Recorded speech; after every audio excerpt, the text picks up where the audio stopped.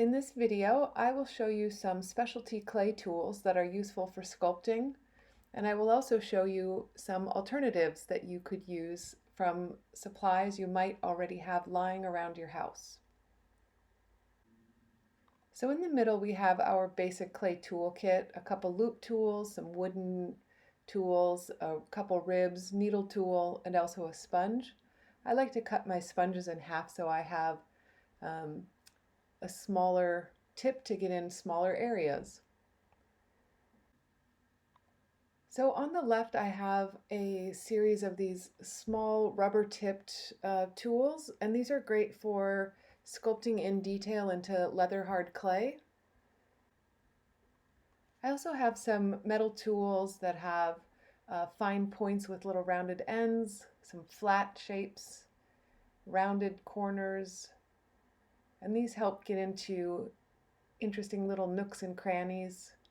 I love this little wooden tool. It's a smaller version of the basic one that comes in your kit. It's got these nice little curved areas. It's my favorite for eyeballs. I also have a little pointy wooden tool and a little scratchy scoring tool. So these are some specialty tools that you can purchase at art or clay supply stores, but here's some alternatives you may already have around your house that can do similar things. So for those rubber tip brushes, I can use some paint brushes. I could even grab an eraser. I stole a foam letter from my daughter that I could maybe cut up into a point and use those to similar effect.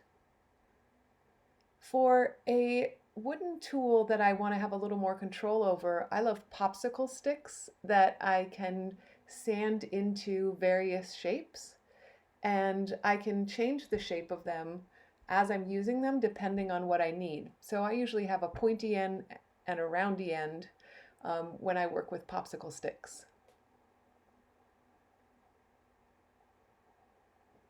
You can also use pencils for sculpting. So you see I had that pointy wooden tool, but I can take a pencil and I can sharpen it or keep it dull for various purposes. I also found these cheaper plastic tools that have these really great serrated edge teeth to them. These were also from my daughter's Play-Doh kit, but serrated edge tools work really great for smoothing surfaces. Maybe you have a knife with some serrated edge teeth. Even a fork can work to do some of the similar techniques I like to use that for. You might even want a toothpick or a bamboo skewer, and here I have a toothbrush.